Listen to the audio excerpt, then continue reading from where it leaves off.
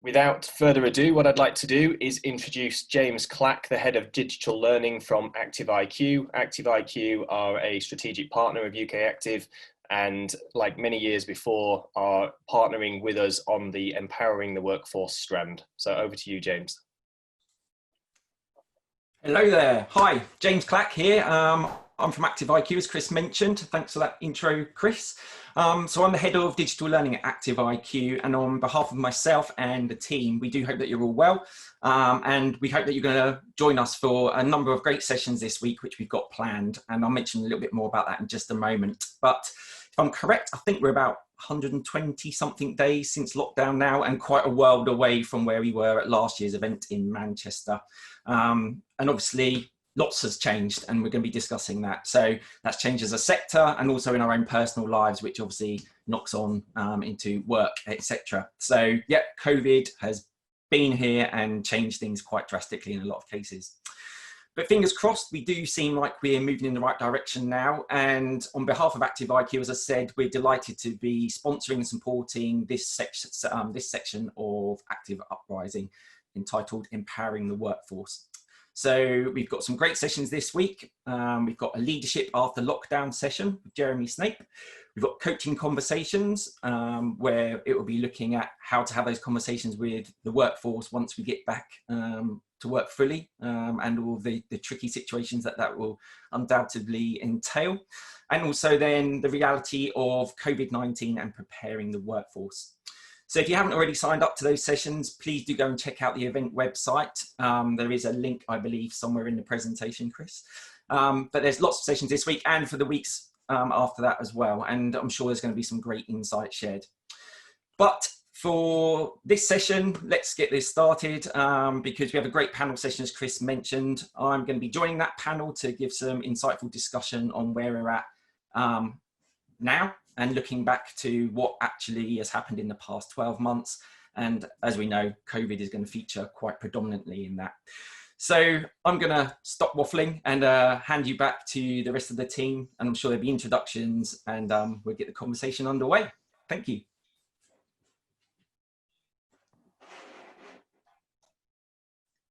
Hi everyone, thanks James for that intro. My name's Lucy, and you can see on the screen there, I'm Head of Professional Workforce at Sport England, and I too am not going to take up too much time, but just wanted to say thank you to everyone at UK Active for inviting myself and my colleague Kira to host this session. We are really looking forward to hearing from the panellists, not just about the digital transformations as James has described, or the renewal from COVID, but also what the thoughts of the panelists and the participants in this session might be about how we work to make our sector more inclusive and more diverse, and a really great place for a broad variety of people to work and succeed. And this is a genuine invite, not just from today, but in the future to get in touch, because this is a conversation we want to continue to collaborate on as Sport England. So I'm now going to hand over to Kira, who's going to introduce everybody who you can hopefully see in front of you. Thanks, Lucy, and thanks, James. Right then, so good morning, everybody who's tuned into this session, and just thought we'd introduce you to our panel guest this morning. So our panellists, if you can just tell us who you are, the organisation you work for, and then we'll get on to the nitty-gritty. So Phil, tell us about yourself.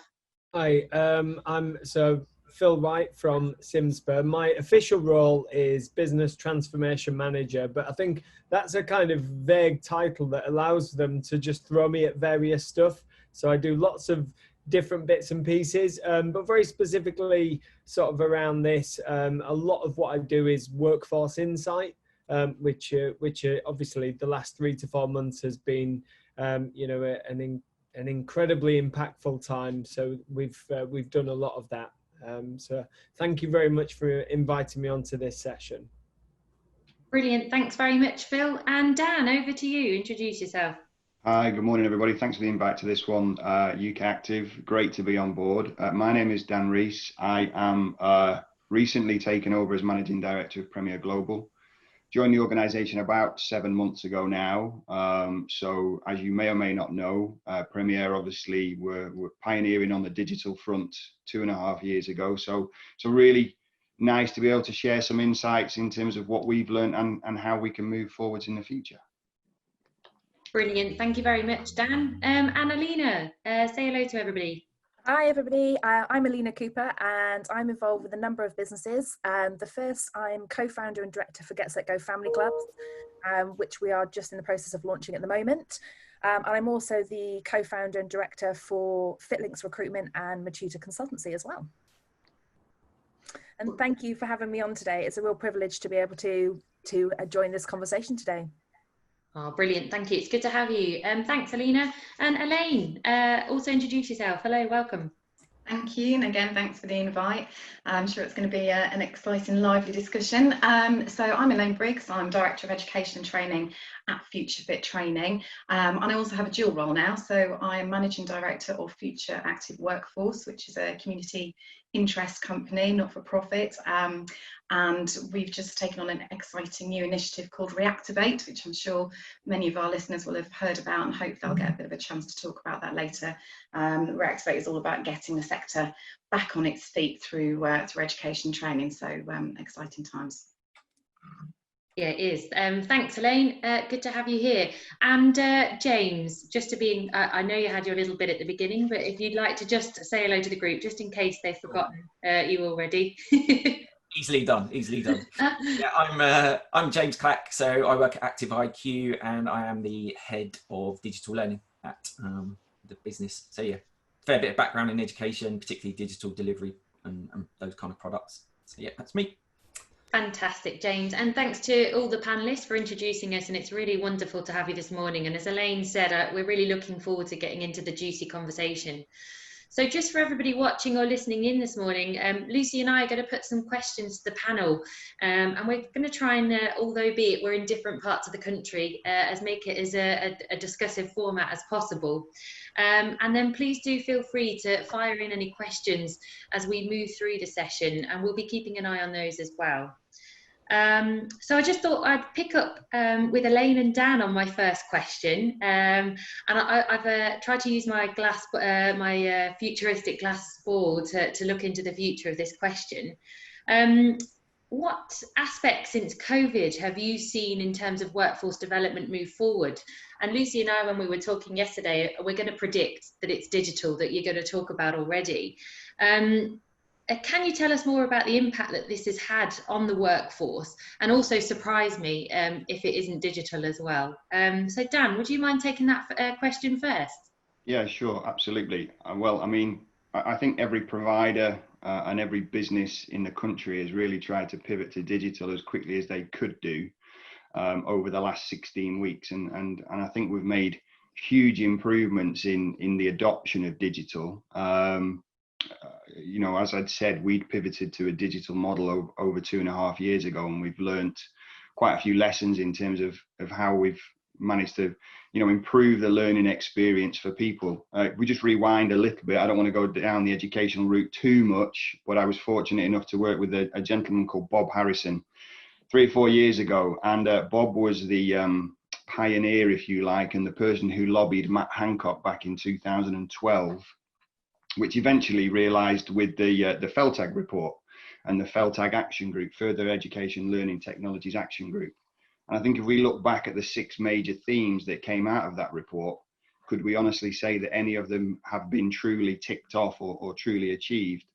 That was before we entered the lockdown come March 23rd. And I think since then, we've managed to make a significant progress in terms of how we can adopt digital as training providers and learning providers, and actually try to make some significant improvements in not only the learning experience, but allowing us to widen participation to people who may not have had the opportunity to take on these training courses in the first place. And that could be for a number of reasons: geographical location, you know, access to the right technology, so on and so forth. So for me, it's really great to be able to see more people being able to engage with training providers. And from my perspective, and I'm sure Elaine will say something very similar as well, the number of people that we've seen coming to us as education providers over the last 16 weeks has been quite phenomenal.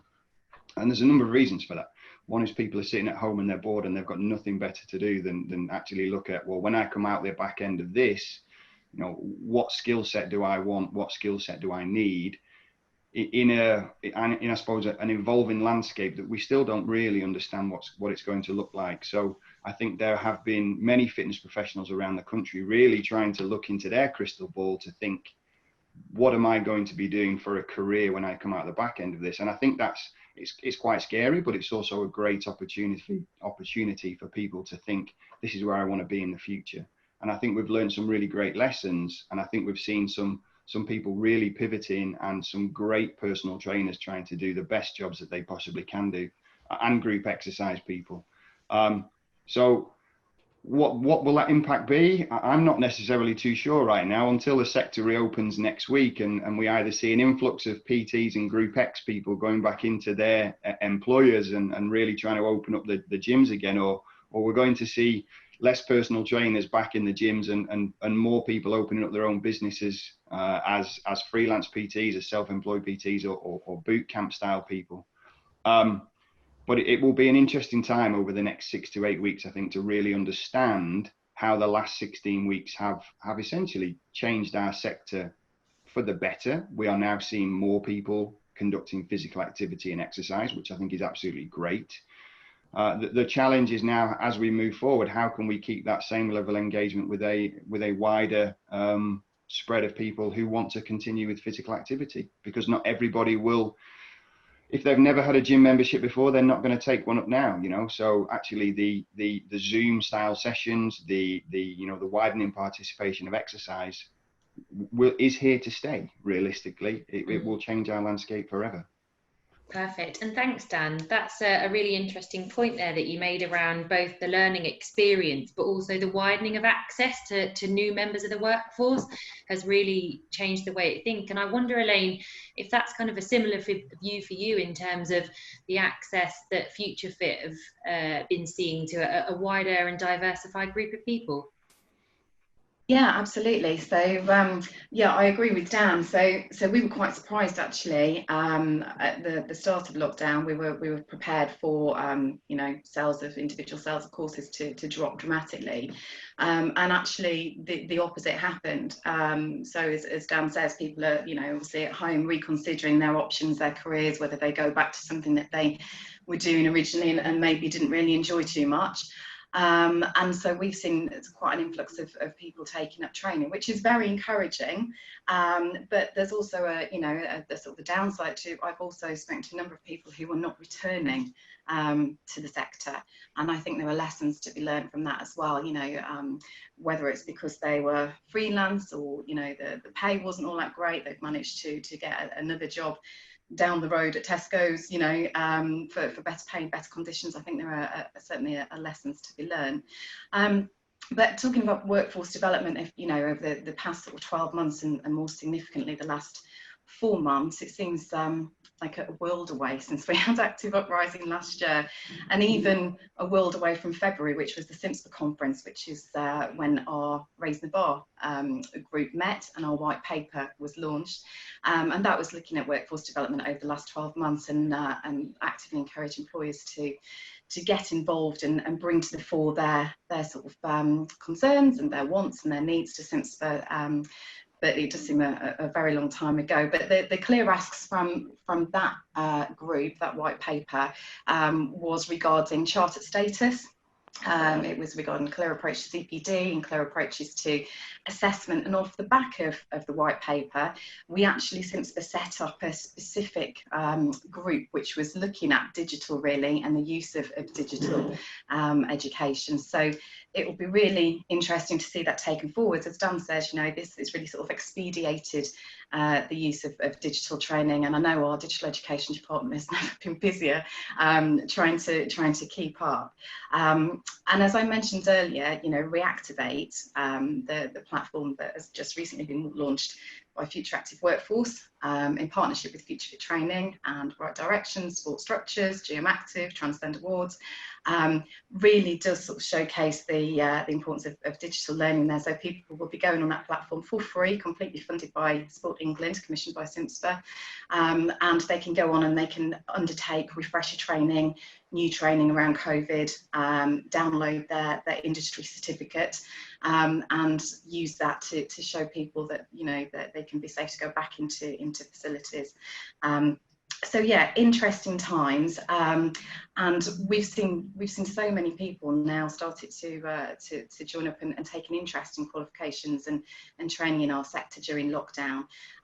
Interestingly, people wanting not just personal training and fitness qualifications, but really kind of wanting a more health-centered approach. So asking for qualifications around health and wellness. So again, that's some training providers that we are reacting to, and I think it's something that employers will also need to react to as well. Again, you know, dimensions, people are out and about, group activities, using local parks and fields, delivering sessions online. So, and really kind of looking at the person from a holistic point of view, if you will. So not just what happens in the gym stays in the gym. You know, what are you doing outside of the gym? What activities are you doing? What are your other lifestyle and health concerns? And ensuring that we've got a workforce that is equipped to deal with that is very, very important. Thanks, Elaine. And that's actually, interestingly, a question that's come through from the people who are watching the session around almost pivoting from or evolving from fitness into health and more kind of COVID related. And that kind of leads me nicely into my next question. So thanks, Dan and Elaine, for kind of bringing your thoughts there. James, I've got a couple of thoughts running through my mind, and about the pandemic kind of catapulting into this digital delivery, but around training in your world and training and development, but also leaders, CEOs and senior leaderships and managers are having now to communicate to their members of their workforce online. But we've also then got our instructors and coaches connecting and delivering and keeping people active, or just keeping people sane during this period. I think, how, in your opinion, James, would the workforce in those elements need to be supported in terms of the digital pivot, but maybe also the diversifying of their businesses as well? How might we tackle that, James? Just one big question for you there. Solve it for me, please. Yeah, I'll try and unpick it. So, from my perspective, you know, digital technology and its presence in education has been around for quite some time. I think if we look at the FE sector particularly, that they've been really ahead of the curve. There's been a lot of investment in learning technology, whether that's, you know, from software, hardware, etc., and more importantly, training for staff to actually be creative in that delivery and take risks a lot of the time as well. So the FE sector particularly has done very, very well in that area, and I think there's a lot to be learned from there. I think during lockdown, the primary education kind of response has been really effective. You've got quite a challenging situation, or learners being young, easily distracted, very short attention span typically, and to engage with them for lengthy periods of time online. You know, there's a lot to be learned there as well, which can translate into adult provision as well. So technology, it's not new, you know, but there has been this significant switch. We've seen it with the businesses which we work with. You know, as soon as lockdown happened, people were chomping at the bit to get to Zoom, Teams, GoToMeeting, GoToWebinars, etc. And it was almost like we were caught on the back foot a little bit. Whereas I think up until now, there's been a slight reluctance to engage with digital fully. And it has been a bit of a dirty word in a lot of respects in terms of education, in that for a long time, we've kind of expected that education needs to be in a classroom environment, traditional four walls, bricks and mortar. But actually, there's a lot to be learned from the world of the workplace L&D, where they're looking for, you know, rapid solutions, creative ways of delivering content to a workforce, and keeping them engaged and motivated and focused, and wanting to stay within a business, you know, retaining staff and rewarding them almost with effective and interesting and engaging digital products that help enhance their career as well, and for the benefit of the business. So yeah, we've got some way to go, I think, as a sector still. I think if we think we're in the normal now, we're not. I was in a webinar last week, and then I'm going to steal this from the person that delivered it, but they were looking at it as a kind of 3-staged approach. So we had the sticking plaster approach, which was the immediate response to COVID and lockdown. And there was panic. You know, some people knew what to do and did it straight away. Others were either fearful of what technology could do to a business if it wasn't kind of checked and used efficiently and effectively in their normal day-to-day practice. And that determined the response of businesses, really, I think. Some absolutely thrived, ran with it, and have been really, really successful. And I hear stories all the time of businesses which are really going to change and shift towards that in the new world, whatever that might look like. Then we've got the now. That's the second phase. And that's where a lot of people, you know, they're trying to make decisions, particularly learners. People are thinking about, or what would be learners, career changes potentially, or going back and actually having shown their mettle and worth during lockdown, working remotely, coming up with some great ideas, strategies, and will be looking for promotions and, you know, advancement in the business. And L&D has a large part to play in that, and people can contribute to that. But that's kind of where we're at now, people planning for whatever it's going to look like. I don't think we know what it's going to be like in that third stage just yet. I think we've got good ideas, but the one thing for me, which is, you know, undoubtable and is, you can't really change it, is digital and technology is here to stay, whether that is in education, delivery. I think we're probably quite good at the delivery side. In terms of assessment, we need to be more creative around that and make sure that we can deliver digital assessments in a creative, challenging, stimulating way that does meet workforce and sector needs. But then what goes on after education? Dan, I think, and Elaine both mentioned that PTs, and some of the questions I've seen coming in, they are going to be looking at changing the way they operate. You only have to go on social media to see that there are so many online coaching programs available now. It's big business for a lot of these companies, and we're in a danger really of, we can either ignore it and pretend that doesn't exist, or we need to embrace it. And there's some real entrepreneurs who've kind of thrived and really grown during this lockdown. It's been a kind of revelation for them, I guess. And if we're not careful, they're going to run away and really, really excel. And we need to take this time to really capitalize and learn from what they've done, what's worked, what's their success been, what do they attribute it to, and how can we model that and share that with the rest of the workforce? Because, you know, people's habits are changing. As I mentioned, some people are going to be cancelling gym memberships. Some will be getting them because they found a new love for exercise, which maybe they didn't have before. But there's new types of experiences and new ways to engage with clients, members, etc., which technology is going to be the future of. But I'm very cautious in that we maybe haven't invested enough time and effort into digital literacy, because I think that's a big problem. People are fearful of technology and, you know, tend to steer away from it for whatever reason. And I get that completely. Or it's been rolled out too quickly in the past, and, you know, it maybe hasn't worked in the way that it was intended, which turns people off and makes them think, let's go back to the way we've always done it. So yeah. Some great points in then, James, and particularly for me, and it was a question that came through, and you kind of started to enter that phase, which was around, how do we still maintain the skills and behaviours in terms of human contact with people out there, whilst training and developing maybe in a digital world, and maybe it's an approach of a blended learning. So I wonder from today if it's an opportunity for the panel and UK Active to come together to just keep discussing that and what good practice looks like. And Elaine alluded to the digital learning group earlier. So I think that's something that we all need to take quite considerable amount of time to think about. So that's a really interesting point. Thank you very much. That was a hard question to unpick and great attempt. I'm not sure I did all of it, but you did really well. Lucy, it's now over to you to ask you a couple of questions. Thanks, everyone. Thanks, Kira. So I would like to take this conversation a little bit more down to the human route, to talk a bit more about the people that we are talking about when we say professional workforce or members of staff or employees or trainers. So really trying to bring it back to the human levels. It includes all of us. It includes probably a lot of people on the call.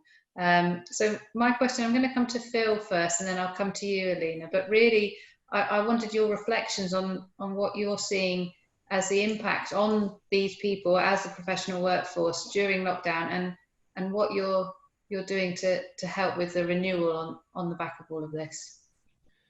Yeah, thank you for the question, Lucy. So, so as Simspur, at the very start of lockdown, we kind of obviously it happened so quickly that we did our very best to really understand from the very first moment what the impact has been. And so the kind of the research that we mapped out was to try and do it in a three-phased approach, slightly different to the three phases James was talking about earlier. But initially, really understanding the impact at the point of lockdown, what impact it had on us, the workforce as people, our businesses, you know, our income, try and get as comprehensive a picture as possible. And then a few weeks into lockdown, we then continued into phase two, which was more about how the workforce has been adapting to the situation. And I think it's already been mentioned by James and a few others, just some of the pivoting that has been done, which has been absolutely phenomenal to see. I think, you know, everyone's experience, I'm sure we've all heard the kind of, we're all riding the same storm, but we're all in different sort of boats, and, you know, everyone's gone through this and had a very different experience of it. There are absolutely some really common themes.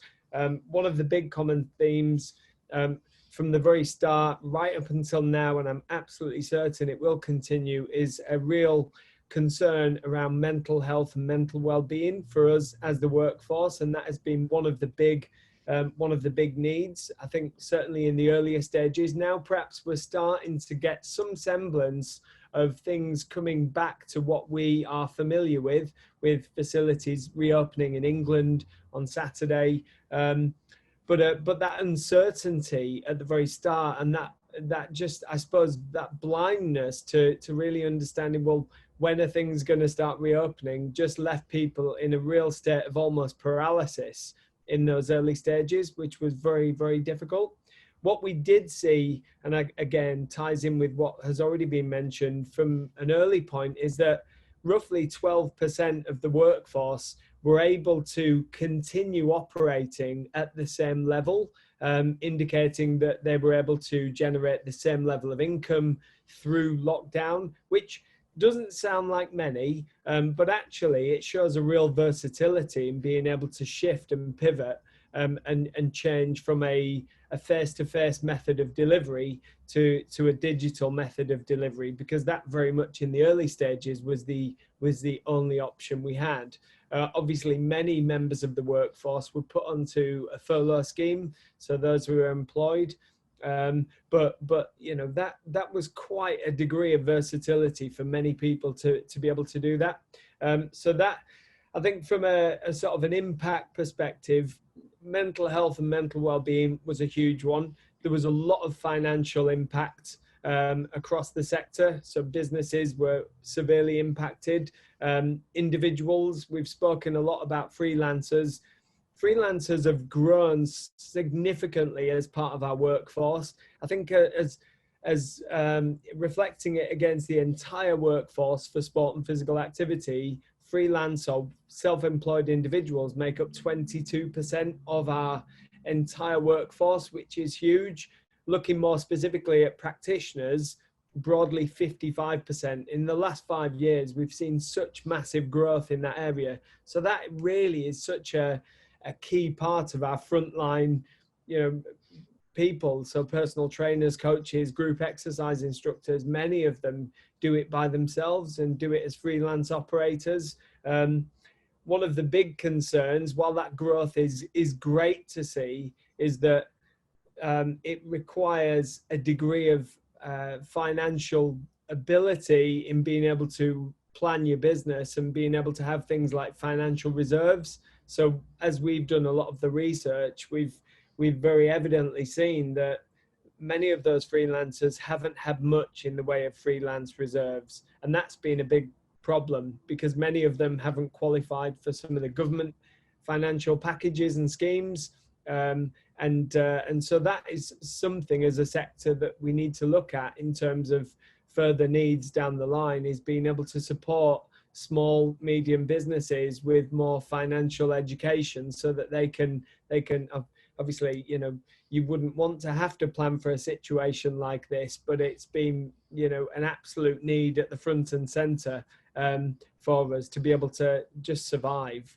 I think, I'm not sure if I went off on a bit of a piece there, Lucy, but hopefully I've summarized some of the things that we've seen. One thing I would like to add as well, which potentially is a reflection on the degree of uncertainty that we've had, is that we've noticed that there's been a bit of a dip. You know, I suppose in some ways we are the motivators, we are the people that inspire, get people active, but actually as a workforce we've seen habits amongst the workforce dipping. So 31% of the workforce have reported that they've been eating less healthy during lockdown, and just under 50% have stated that they've been less physically active.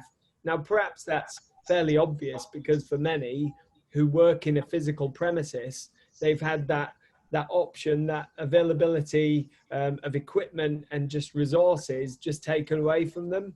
But that's certainly something to consider, is that, you know, whilst we're the people that try and inspire and get other people active, actually we've been impacted in our own personal lifestyles and habits as well. Really interesting. Thanks, Phil. That final point about thinking about ourselves, I think we're always very good at thinking about our customers or our participants and worrying about everybody else, but that's an interesting stat. Before I come to Alina, just to get your thoughts, I just wondered, Phil, if people are curious to find out more about your research and what you found out through those phases, how can people find out a bit more? Yeah, so we've shared the reports that have come out of the different phases of surveys. So hopefully this is quite an easy URL to be able to find. It's if you go simspur.co.uk/insight, that's it. So just add the words insight after the main Simspur website, and that should take you to the page where you can read those reports and dig into it. Yeah. Perfect. Thanks, Phil. So Alina, coming over to you, what are your reflections on the impact on people in workforce? Yeah, it's actually really interesting listening to the stats that Phil's just shared. And, you know, I think obviously coming from a various business background, you can really see how it's impacted people. And I think, you know, it's presented challenges to us that are unprecedented in our lifetime. And we've had to really adapt, change our habits, embrace technology, as we were talking about earlier. And ultimately, I hate using it, but find that new normal for us all as well. And I don't think we can't underestimate the impact that's had on everybody in different ways. And I think, you know, as Phil mentioned, many have lost their jobs, many have been furloughed, people have had to adapt to home working. And these changes are all quite significant. And as we know, not everyone, the majority of people don't adapt to change easily. And it's also brought a whole array of other challenges, from childcare issues for many. You know, I certainly have felt the challenge of juggling work and childcare at home with a 2-year-old, right the way through to the financial issues that Phil touched on. You know, and everybody has been affected in one or another. And I think it's important that as employers, we consider the impact this has had on the mental health of our employees, and also to a certain extent the mental health of our members and things as well. And the feedback I've had through things like, obviously we've got a huge database of candidates, plus also the employees we have directly at a lot of the businesses, is that one of the biggest frustrations people seem to have is the lack of communication and the lack of clarity as well. And I think that stems from, you know, there's quite a lot of mixed messages out there that come through from the government, etc., and people don't necessarily know how to interpret those. And it is very much, the uncertainty causes a lot of stress and anxiety for people. And I think some companies, from my experience, have been absolutely exceptional and really supported their employees throughout this process with keeping them up to date, interpreting a lot of the government announcements for their staff and helping them understand how it impacts them. Whereas other companies and other, you know, employees have been left feeling a little bit lost and kind of abandoned. And I think one thing to reflect on is that our industry generally, when we look at personality types, you know, our instructors, our PTs, our Group X are generally very high energy individuals who are very sociable, who love being with people. And we've just put them into lockdown for, I can't remember how many days you said it had been, 100 and something odd days, where a lot of them have been isolated with very little human contact with people. You know, there's a lot of our workforce that potentially live alone. And I think that's even more impactful on those types of personalities. And that's something to reconsider there as well. So I think from my perspective, employers really need to think about not just the operational aspects of reopening, but shift that focus onto what we need to do for our teams. You know, and that's not just the basic training around how to deal with the new safety measures and social distancing and those sorts of elements, but it's also thinking about how we help reintroduce our teams to the workplace. It's not a case that they're going to come back in and it's going to be like it used to be. There's going to be a lot of anxiety around it. People are going to feel anxious about what it's going to be like, how are the clients going to treat them, how is it, you know, and also, you know, we're all slightly concerned about our own health as well, ultimately. So I think it's really important that we think about that, we put a plan in place and actually have more than just the basic training, a kind of really personal approach to, and one-to-one approach with our teams, and think about how we kind of acknowledge the impact it's had, but really support them and understand that one person is going to be very different to another. We can't have a blanket approach. You know, some people are going to find this a lot harder, that transition, and we've seen that, you know, the feedback coming from other countries already, that it's been a real transition, people getting their heads back round, having not worked for some people 12, 13 weeks. I think, you know, for me, ultimately we have a responsibility not only to our members but to our teams, and I think mental health is going to play a really big part of this reintroduction to the workplace. Thanks, Alina. I'm going to come back to you. I'm just going to pull on some threads that you mentioned there. You know, as you were talking, I was imagining quite an empathetic and inclusive leadership style that's required at this time, given that everybody's got different challenges going on. And so I wondered whether I could just ask you a question to expand a bit further about, you know, how we can lead inclusively and how we can attract and retain a broader diversity of people into our workforce. You know, from a Sport England perspective, we believe that a broader range of people within the sector enhances the experience for everybody. And this is almost a bit of a platform. You know, we're looking at renewal. Everything's changing. There's lots of different things happening. And how can we be thoughtful about renewing in a different way? And I just wonder what your thoughts were linked to that. Yeah, I think there's so many opportunities that have actually come out off the back of COVID. Yes, it's caused huge challenges to many people, but actually it's given us to a certain extent a time to take a step back and reflect on all aspects of our business, right the way through from the operation through to the people piece. And it's something that I've always been hugely passionate about, and I've seen it through the businesses that I've run directly and also through the recruitment company, that some companies are great at it, don't get me wrong, but I think we underestimate how important the people piece is. You know, often we talk about, you know, sales, memberships, retention, that side of things when it comes to our gyms and our health clubs. But actually, staff retention is directly linked to client retention. So there's a real focus and shift, I think, that needs to be made there. And, you know, competition for top talent in this industry has always been rife. And actually, this has been highlighted even more so following COVID. You know, and there's so many people out there that are hugely talented and looking for work. You know, from a personal experience, we've been recruiting for a number of roles for Get Set Go in the last couple of weeks. And whereas we put an advert out in February, and just to put it in perspective, we had about 60 applications.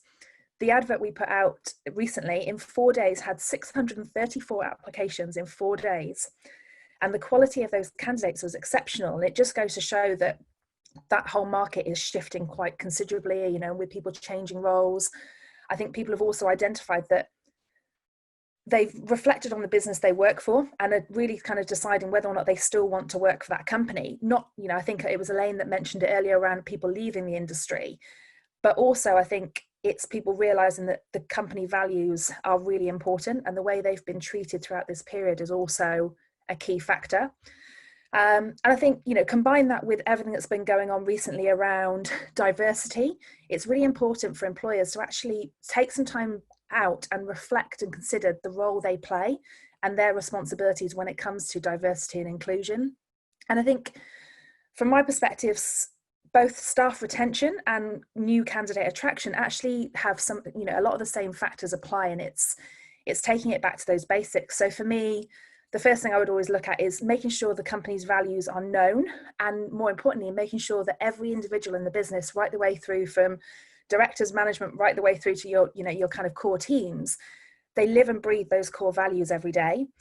And as part of what's been going on recently, it's really important that companies reflect on their diversity and inclusion policies and make sure that's part of their core company values. Paying lip service isn't enough. And I know a lot of people are nervous about how to approach the whole inclusion, the whole process around inclusion and diversity, because they're worried about saying the wrong thing. So I think it's quite important to spend some time and actually deciding what that means to your company and how you can embrace it. The second thing for me is making sure candidates understand the advantages of working for your business. That's really important when it comes to attracting candidates, but also for keeping your current teams. Everybody wants to understand what impact they'll have and wants to feel that they're valued and nurtured. And it's really important as an employer that we really focus on developing our teams and identifying what it is that they want. We touched on it with digital earlier. There's going to be huge developments going on there now going forwards. There already has been, obviously, recently. But is understanding that one person might really want to embrace digital and loves being in front of the camera, whereas another doesn't. So where is their skill set and their opportunity lie? Next thing for me is letting candidates and employees know that their contribution matters. And I think this is really important. And it's regardless of the position of the candidate. Everybody wants to know that the skills that they have and what they do on a day-to-day basis contributes positively. None of us are in this industry particularly for the money. We're in it for the love of what we do. And I think it's really important that we make sure that our teams really feel that they are valued and their contribution matters. And this is an opportunity as well to look beyond cultural fit and to look at actually shift the focus onto cultural add. I think this is quite an interesting one about how we can actually target potential new employees and look at how we can bring people who bring something unique to the company and the culture, rather than naturally our instincts are to recruit and to bring people on board that are similar to us. So it's actually being a little bit more open-minded and thinking, instead of bringing people that fit the company culture, let's bring people who can actually add something quite new and exciting and diverse to it. And then the last couple of ones for me are kind of play to your strengths, making sure that we let candidates focus on what they're good at, which I touched on a second ago. Embracing social media, teams have got really actively involved with this during lockdown, and we need to make sure that we keep that going ultimately and keep them really bought into it, because, our teams should be, showcasing what our businesses offer, and ultimately should be our biggest advocates and our brand ambassadors. And then the last one is very much recruitment specific. When you are recruiting, actually putting together a really killer job advert and making sure that you're focusing on selling what you bring to the candidate as much as they need to sell to you. It shouldn't be just a description and a list of demands. It really needs to be as to how you can enrich their life, what they can bring to the company, and how you can work and create that synergy. And again, from a diversity perspective, it's focusing around making sure you're using the right language, etc. in your job descriptions. You're not using anything that will potentially alienate different populations. Thinking about automating the recruitment process. So that's an area of, should you be taking off name, date of birth, pictures, etc. And obviously social media very much leads us to including those, but it can obviously affect things. And standardizing job interviews to make sure that no matter what, every job interview is consistent. So, if you've got 20 clubs, that the club manager is going to interview each person in the same way and ask the same questions. There's a real fairness and equal approach. So I think kind of they'd be my top tips there on that side of things. Thanks, Alina. It feels very thorough, and I've got one eye on the time, but I would like, is anybody else itching to come in on that conversation? And probably if somebody would like to, wave your hand. Elaine, come in, unmute yourself, you're muted. Bingo. No, I never learn. I never ever learn. Thank you. Yeah, no, I just wanted to echo what Alina said there about making the workforce feel valued. I think it's a really, really important point. And I agree with all of that. And for me, I think making the workforce feel valued includes ensuring that you provide people with good quality training and education. So whether that's CPD, whether it's widening the skills base. So we talked about health and a more holistic approach to physical activity, not just in the gym, or whether it's taking advantage of traineeships and apprenticeships. you know, making people feel that you are investing in them. So, you know, for example, the Leisure Team Member Apprenticeship, which includes a whole host of qualifications, including, you know, lifeguarding, swimming teaching, first aid, fitness instructor, to make people feel, you know, really sort of valued and multi-skilled.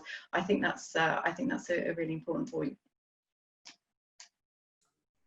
Now I'm having trouble unmuting. Thanks, Elaine. That's a really good addition. And so there are some questions coming in, and I'll jump in. Sorry. Yes, of course you can. I've just seen that question come in, and it's quite personal. I'm wondering if you're going to go to it about. It's a question from Pete about digital being the saviour, supposedly, and it does bring with it a lot of complications, and it kind of ties in with the inclusivity element, in that we do have a fair bit of work to do around inclusivity for digital delivery and assessment.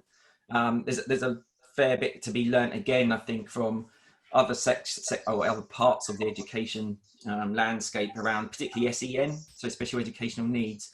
And with that, I think we could develop some really great delivery strategies, methods that would be to the benefit of everybody. So there's some real learning to be done there, and I think it's something which gets missed off quite frequently. It's almost, let's switch to a digital model, and then it's an afterthought, whereas really it should be at the forefront of that.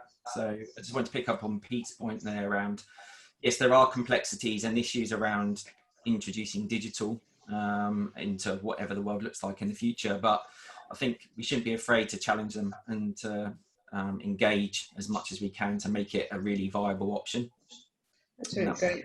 Yeah, no, I think it's great, James, and I think it's one of those, and it is an inclusion point, because it's one of those things where if you are a person who's used to using a computer and digitally savvy, and you might not necessarily consider people who find it harder to, or don't like to consume learning in that way, or can't for auditory or visual reasons consume it. You know, I think it's really, really important that we don't just think about these things with our own perspective, and that is what inclusion is. Dan, I saw you. I would agree with that. Sorry to come in on Lucy, I shouldn't say this. I would agree with that, because although we've got, you know, we find, and I'm sure Dan will probably sort of say the same, we find our digital education is, you know, sort of constantly evolving, and we're having to take on board feedback from our learners, things like, you know, creating more video content, and the fact that videos have to be quite short because people don't have an attention span that maybe I had when I did my personal training qualifications, and I think, and also taking into account, you know, Alina's point about, you know, all these people are very kind of hands-on and you know, like to be around people and learn in different ways. So yeah, it's important not to put everybody into the digital point. You know, we still have a lot of learners who it really turns them off, so it's creating that, as Kira sort of said, that blended learning approach, isn't it? Sorry, Dan. Right, not a problem. I think just really to come back to one of James's points from earlier on, but also in answer to that question, I think the majority of providers are in this phase right now of a sticking plaster approach. They've tried to pivot as much as they can and as quickly as possible to overcome the barriers to allow learners to continue to access education and continue their learning that the vast majority of people in our sector will pay their hard-earned money for. I think moving forward, and the next stage of this is a real paradigm shift in terms of how providers think, or their ability to think differently of how they can form their education, and whether or not digital forms the underpinning piece of that. We are in a time now where we do have the ability to really think differently around how we can deliver our education, our training. And digital should really only be there to improve that experience and enhance that learning experience in whatever shape or form that comes. You know, to simply replace a traditional classroom environment with a Zoom classroom is an adoption, and it's to overcome a hurdle. But unless we can really enhance those individuals' experience, you know, have we developed? No, we've transitioned from one mode to another. So it's, we do need to embrace digital. We do need to think differently of how that forms part of the learner's journey. And, you know, I'm not saying that digital should ever replace absolutely everything that's done face to face, but if we can think differently about it, you can really, really improve the experience for the vast majority of learners. Thanks, Dan. What I hear from you is it feels like being very thoughtful about what delivery mechanism we're choosing and why, and digital, and even within digital, whether it's a webinar or a facilitated session, or choosing the kind of digital that we're talking about, even within digital, we need to be thoughtful about who is it for, and why are we doing it, and why have we chosen that, and what is the experience we want them to have, and take that user journey into account when we're thinking about it. Absolutely, 100%. If it doesn't improve your learner's experience, then question, why are you doing it? Yeah, thanks, Dan. Phil, I've noticed you've unmuted. Is that because you wanted to come in, or just unmuted? Yeah, I mean, I was just going to talk about that as well. And there's people on this call who are perhaps far more qualified than I am. But I think, certainly thinking, again, bringing it back to the workforce and being able to equip them with the skills that they're going to need moving forwards. I think we're probably all in agreement that digital is going to be part of a blended solution, moving forwards, and it's not going to go away. And I think, what we've certainly seen with the work that we've done and with the engagement with the workforce that we've been doing is a real need to help people use it enjoyably, safely and effectively. They're on a current qualification to qualify someone as a personal trainer or as a coach or as a group exercise instructor. We obviously look at things like communication skills. Now, translating them into a digital or a sort of a blended approach is quite a unique thing. And if all you're used to is delivering one-to-one or in an environment where you're actually with the client, then the communication skills are going to be of a certain way. To then transition and shift to a digital delivery, there's much more required to be able to communicate effectively. You're not in the same room, and therefore, from a safety perspective, it's perhaps a little bit more challenging to make sure that what they're doing is safe and effective. And you've got to almost kind of really broaden out your ability to communicate effectively with people. Whether that's kind of a one-to-one delivery or whether it's a group delivery. And I don't know if this kind of answers the question, but it was just some thinking in line with the, this conversation around digital and blended, not just for the training that we're delivering to the workforce, but how we're equipping them to be able to go out there and continue to operate well. Yeah, thanks, Phil. It's really good to hear you talk about both those levels at the same time and spark that thinking for everybody. Before I hand back to Chris, I'm just going to whiz around the room and ask everybody in 10 seconds each just to describe what your future predictions are for the next year. What do you see the next 12 months? And Dan, you have unmuted first, therefore you're first. That was an unwise move from you there, buddy. No, that's fine. Can you just not press the start on the timer? Just give me 5 seconds. I won't press it yet. Just whilst you're thinking, Dan, to give you a couple more seconds, Lucy, I'm not sure if you're aware, but for the session participants, there's actually a poll been put up. So please do let us know your thoughts about the future predictions, or pop them into the Q&A and let us get a feel about what you're thinking too.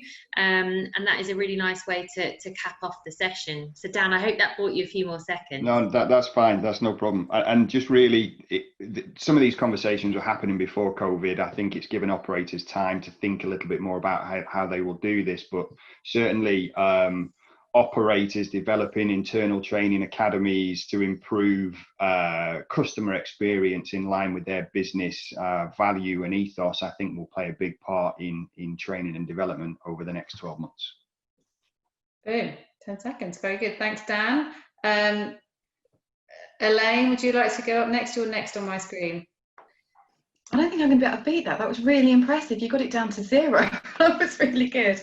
Okay, so as mentioned, yeah, I think that there will be a wider offering across health, more of a national wellness service, equipping our workforce to be able to deliver that, and with the help of UK Active, ensuring that we get the importance of physical activity out there. Sorry, I went over, and ensuring that we're seen as a credible professional workforce.